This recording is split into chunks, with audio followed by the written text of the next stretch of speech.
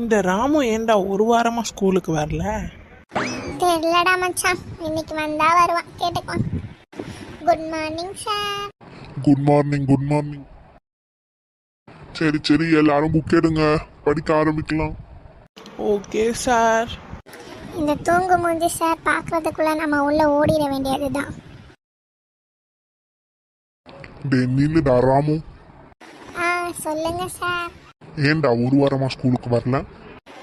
Sir, எங்கள் அப்பா சொன்னார், ஒரு இடத்துக்கு அப்பப்போ போனோன்னா அந்த இடத்துல நம்மளுக்கு மரியாதை இருக்காதுன்னு. அதுக்கு தான் நான் ஒரு வாரமாக ஸ்கூலுக்கு வரல. எப்போ எனக்கு மரியாதை இருக்கும்ல? அட ஆரஞ்சு தலையா, போய் உட்காருடா. அட ஜானே, நேற்று வச்ச எக்ஸாம்ல எதுக்குடா ஒரே ஒரு பேஜ் மட்டும் எழுதி வச்சிருக்க?